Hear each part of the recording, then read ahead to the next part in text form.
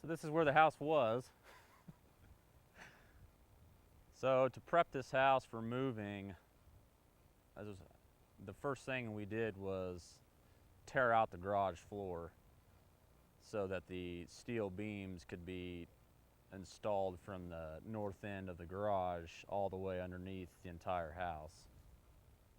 So once the garage floor was demolished and removed and all the beam pockets were installed and the other areas of the foundation for all the cross beams, then we used cribbing and hydraulic jacks to lift the house to a desired height.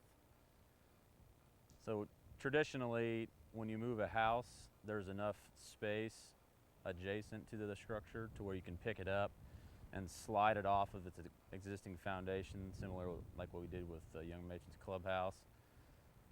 But due to this site, that option isn't really available, so the only way to get this house out of its current position was to infill the crawl space with dirt and rocks and put the hydraulic dollies wheels underneath the house.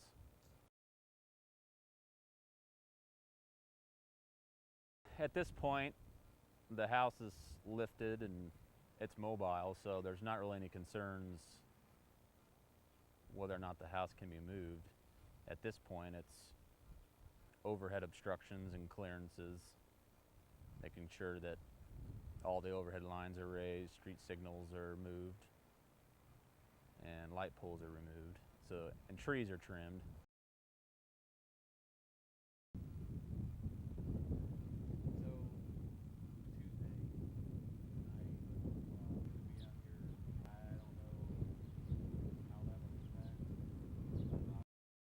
The unique part is it's kind of nostalgic for a lot of people because, I myself have ice skated at King Louie and been at the bowling alley. So you hear a lot of reminiscing, a lot of stories when you start talking about that. So it's really neat to see it transform from, the large beams that were above, the wood beams that are above the ice rink, or we've cleaned them up and they're back down to their original wood, and put a light stain on it.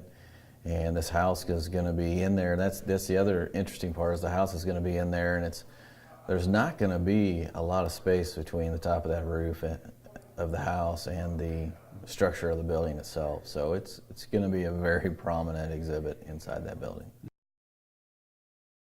And King Louie itself was a lot of Johnson County history, or at least it's a lot of memories for a lot of people, and having that sit there vacant for as long as it was, and to now be able to turn it into another feature for the city and not so much an abandoned building, that I really think's a great thing. It's like I said, it's got a lot of memories for a lot of people, and not tearing it down was, and being able to refurbish it so people can go back in that same building and kind of remember what it was and see what it is now, and hopefully appreciate that. Yeah, that's one exhibit that won't leave. Once we put that other wall up, it's not going anywhere. Yeah. So, yeah, no, it is. It's going to be. I'll be proud to put my name on this one. It was weekly meetings for a couple of months, and 3 months, and also we're not only working with City of Shawnee, Merriam, Overland Park, Mission. We're also working with, obviously, the county, the sheriff's department, and all of the police departments of Shawnee, Merriam, Mission, and Overland Park. And because of the route that we're taking, it's such a popular route down Shawnee Mission Parkway and up Metcalf, or down Metcalf, there's a lot of people around that area. So traffic was a major concern. Well, we ended up that's why we're doing it at night, and we'll have a joint task force of all those law enforcement entities, and with about 30 officers and multiple trucks, and it's quite the orchestrated event. It took a lot of work and coordination for all entities involved. And it's going to reside in the middle of where the old ice rink was at.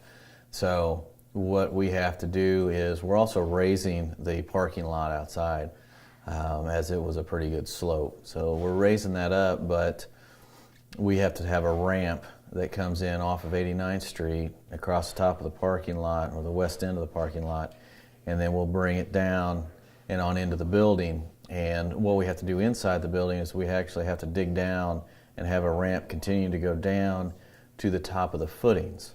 And then they will drive the house through the city with a truck in the front of it to help with speed and time. When they get it on site and get close, they'll detach the truck and they'll use the power dolly. And what they'll do is they'll drive that straight on in and park it over the top of its final destination. And then again, they'll use cribbing and hydraulic jacks to raise it up as high as we can. And then they'll remove their dollies, leave it on the cribbing, the shoring, and then we'll come in and actually build the foundation walls while the house is sitting above it. And we'll pour those walls, we'll strip it down, and then they'll come in and they'll lower the house down on top of those footings, or the foundation walls, and remove their beams. And then we'll come in after they've removed their cribbings and their beams, and we'll finish the rest of the crawl space with gravel. We'll fill in the garage space and pour that slab back. And at this time, because we have the ramp cut in, then we're allowed to start filling in that ramp and start to build that south wall, because we had to demolish the entire south wall of the skating rink in order to fit the house in the building. So the house will be there, and it'll be around a dirt bowl, and we'll start bringing gravel and start pouring the slabs after the house is in place. So it'd be kind of interesting working, or never had to work around a house in quite this aspect before.